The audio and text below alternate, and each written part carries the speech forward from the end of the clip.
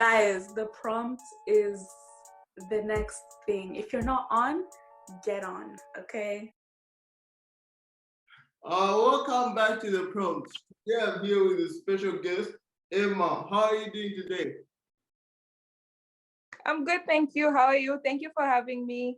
I am very good. So, obviously, you're a business person, you have many businesses, So, before we know what they are, I want us to go through some concepts that I believe that built up to where you are now. So, first of all, how much has determination played a role in your life? It's played like a major role. I don't think I would be here if I wasn't determined.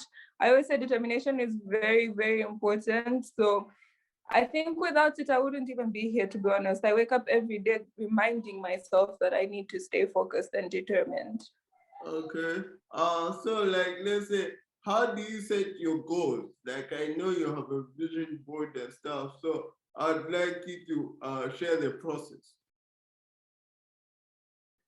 Well, basically, I like to be, when I'm setting my goals, I like to be realistic, because sometimes people set these like crazy goals that, are not necessarily attainable given that specific situation. Of course, I'm not going to limit myself and suppress myself, but I am going to be realistic on what I can and can't achieve. So when I look at what I can do, I focus on what I can do at what time span. So like I give myself either a 6-month goal, or like said, the vision board is like a 1-year goal. That's how I kind of like plan. And then also I look at what I am good at, and I like to understand what I'm not good at.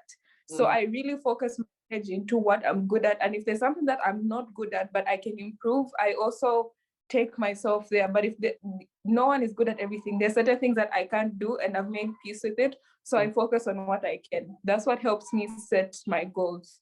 Okay. So and then for those parts that you're not doing well in, do you involve other people to help you in the areas that you lack in? Yeah, I have a great team of people that assist me work-wise. I also have, great friends that have good influence online that I like to partner with every so often to just help me grow my business. No one can do it alone, everyone needs help. So I know when to give power to someone else and when I can do it myself, but I definitely do have help. All right. That's good. So what does it take to be an entrepreneur in today's society, and how important is it? It takes quite a lot. It does. It takes quite a lot. Like you said, determination is one of them, and having thick skin is also another one of them. People need to understand that, when it comes to entrepreneurship, what we show you online, we only show you the good things, because that's part of business. But it takes a lot behind the scenes. So you have to have thick skin to be able to deal with people who may not like your product or service. You have to deal with people who are difficult to work with, and that's all part of your journey. So having that thick skin and just staying focused and determined, you really need that when you're joining this industry, because it's really competitive. So you really need to find that zeal to do it. All right, that's good. So when becoming an entrepreneur, you talked about branding, right? So when you look at branding, right, how would you explain that to somebody who is trying to find their niche or something? The first thing that's most important is aesthetic. When it comes to branding, business in general isn't so much about just a specific product or service. It also involves an experience, really. You're selling people an experience, because at the end of the day, you're not the only person who is doing what you're doing. So now why would people come to you and not that other person? It's because of the experience that you give when they buy from you. So when you brand your work, you want to create content that people want to be affiliated with. So I look for certain things. I look like quality of pictures, how often you post, how your packaging is set. All those things are involved in the umbrella of branding, which is very important. Okay. So, on top of that, a very big factor is a competitive edge, because, a lot of people think that, okay, because I started like this, I should continue for the rest of the business. But from what I think I understood from the videos, you always have to be competitive. So what are the ways people can be competitive? Yeah, that's very important. You have to really change. Every day it's something new. You have to really keep up with the times. When you are an entrepreneur, you need to know what's trending, what's hot and what's not. So my advice to somebody in that regard would be always stay present. I wasn't even much of a social media person up until I started being an entrepreneur, and I realized that it's important to know what people want, what are people into. So you have to change with them. You have to evolve with the way the world is evolving as well. It's your responsibility as an entrepreneur to know that, okay, today this is selling and this is not, and it changes every single day. So it remains your job to know and understand. Okay, so in short, we need to get out of our comfort zone, right? Yeah, that's true. Great things happen when you step out of your comfort zone. For me, in person, I'm very confident when it comes to like camera and whatnot, because I'm by myself. Yeah. But when I'm in the presence of other people, I'm very shy and I'm very anxious. But then great things happened when I just put myself out there and my inner personality. I was not comfortable doing it, but I would not be where I am had I not. So great things happen when you just you just try something different. You step out of your comfort zone. You never go wrong. The best things are on the other side. That's true. Yeah. So, on top of that, like everyone knowing that, right? So now they think that, oh, there's perfection and stuff like that. So let's talk about leaving room for mistakes. I feel like that's a very important aspect when it comes to being an entrepreneur. Yeah, like I said, yet again, entrepreneurship, once I display myself out there for the world, I'll only show you the good. But when you see me on a day-to-day basis, I don't have my wig, I don't have my makeup. I'm usually just in like some t-shirt and tights, and I don't even look presentable. But you need that.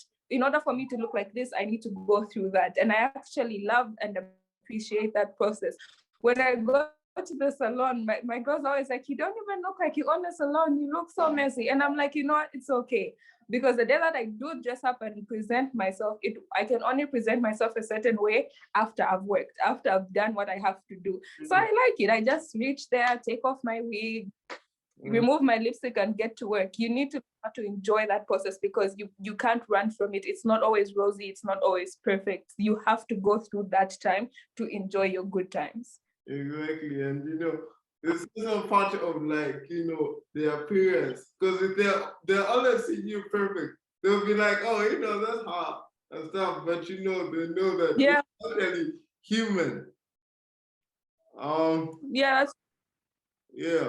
So like let's say saying no, like that's also another aspect about owning your brand, because a lot of people would ask you for favors and stuff like that. How is this saying no? Like even if it's your bestie or your mother or something. Unfortunately, I've even lost friends because I had to say no. In the beginning, I would say no. I would say yes to everybody. You ask me to promote anything and I'm just going to do it. And I feel like one of the reasons why I did that is because I didn't understand or appreciate my own power and what I have built. It's not a lot, but it's something that I am proud of. And I came to find that people started to take advantage of that just because they knew me personally and they felt like I owed them advertisement. At the end of the day, I always say this: social media is a business to me. In as much as I have other businesses, they are all an umbrella that fall under my own personal brand. So I have to be picky about what I choose to advertise. If I don't like your product, I'm not going to say I like it for the sole purpose that you are my friend and I convince other people to buy this thing that isn't even good.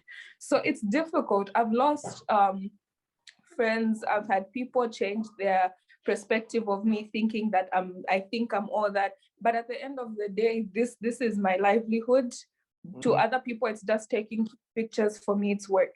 So people don't really see it like that, but saying no is just something that you have to do, especially if it's not good for you and your brand in the long run. Because so many people come like, oh, I'll give you this for free, advertise that. But then if it's not good quality, it's all these things, and then you convince people to buy. Next time, someone is not going to buy what you tell them to buy because you sold them something that wasn't of good quality the first time around. So you look at it like in a long-term perspective. And also you just need to learn how to value yourself, especially as influencers, when we live in a country where it's not yet wildly, like, you can't just wake up and tell your parents, I'm going to be a social media influencer in this country. It doesn't just work like that. We're slowly getting to that place. So while we're still growing, we need to learn how to value ourselves and the influence that we have, and take that in mind every single time you say no. So till this day, I still say no, because I value myself as a creative.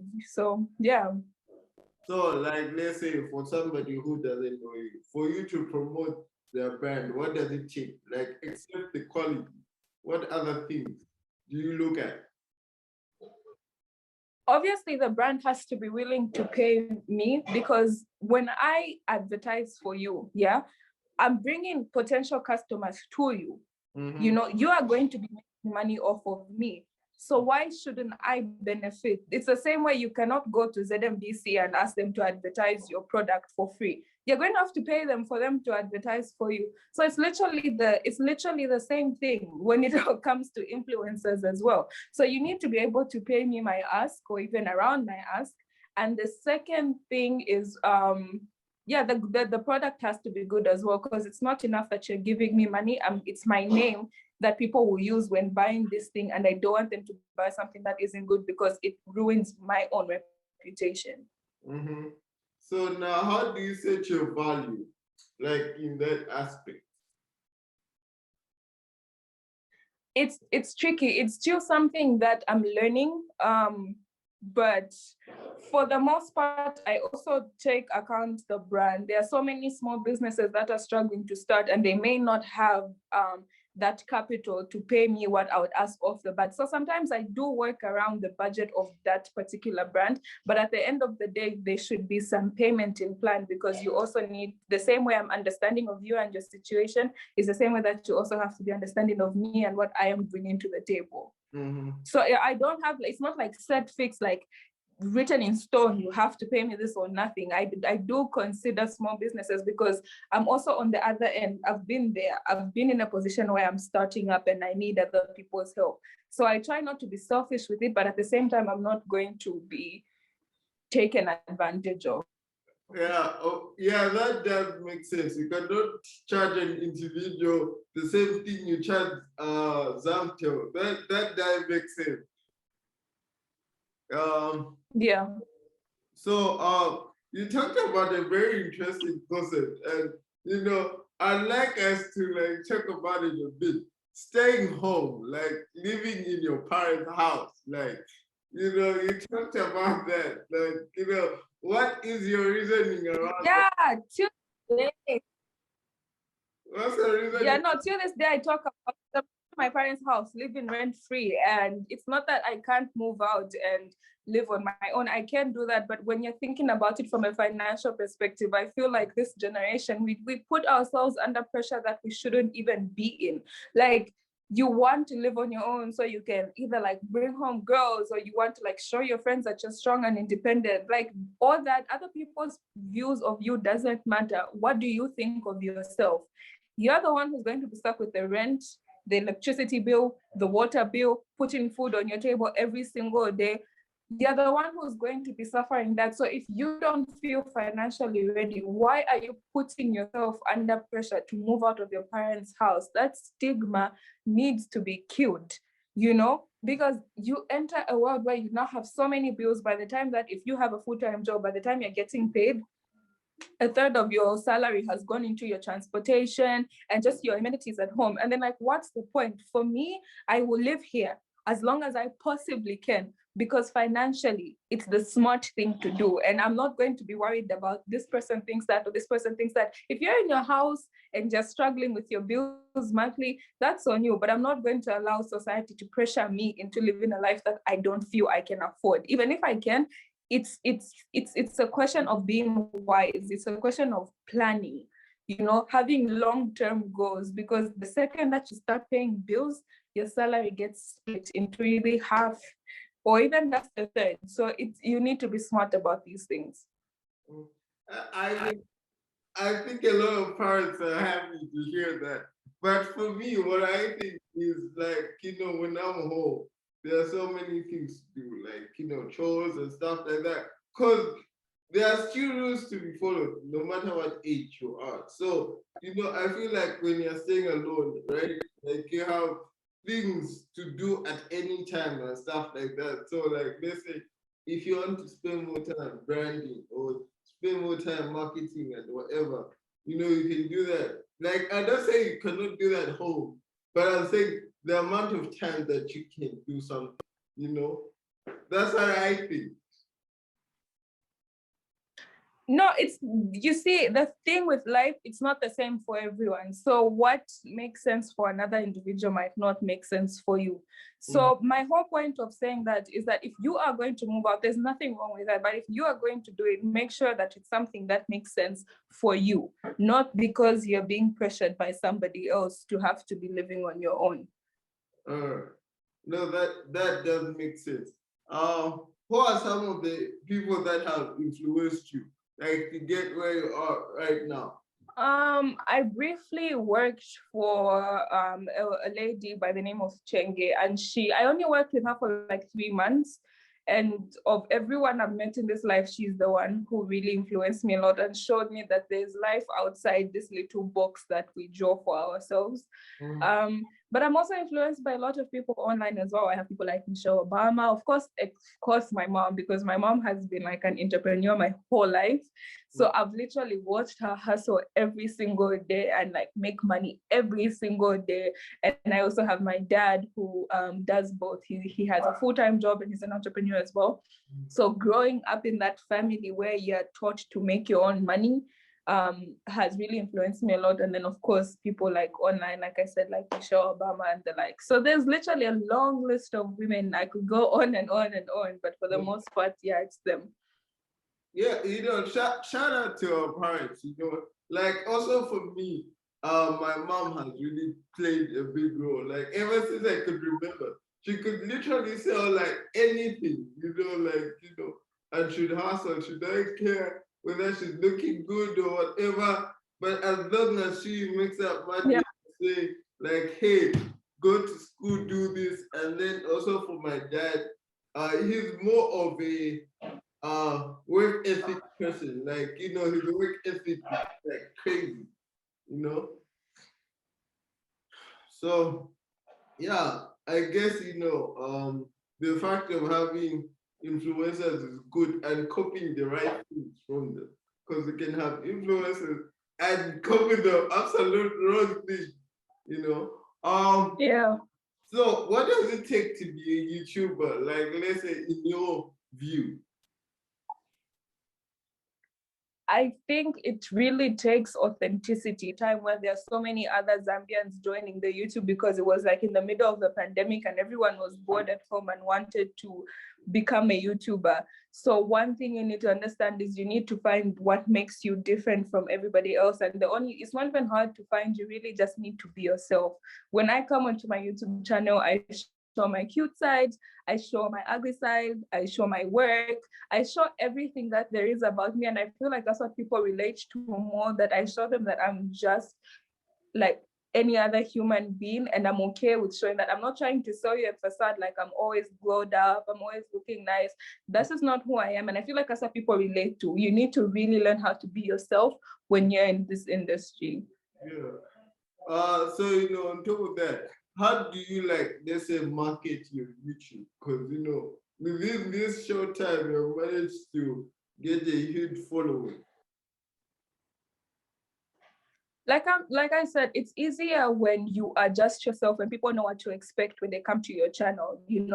I have just been really, really lucky, I guess, because yeah, the channel has like grown quite a bit more than I thought it would really.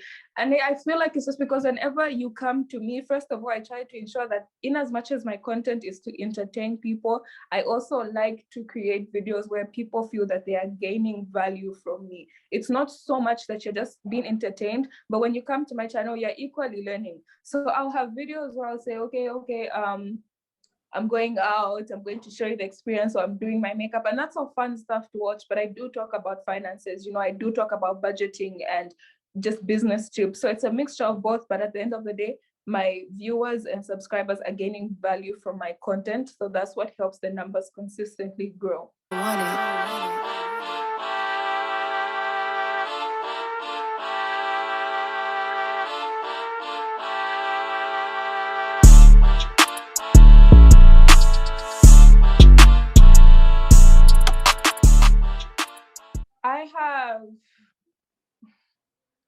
I have 4, 5 if you include my own personal brand, which I also consider to be a business of its own.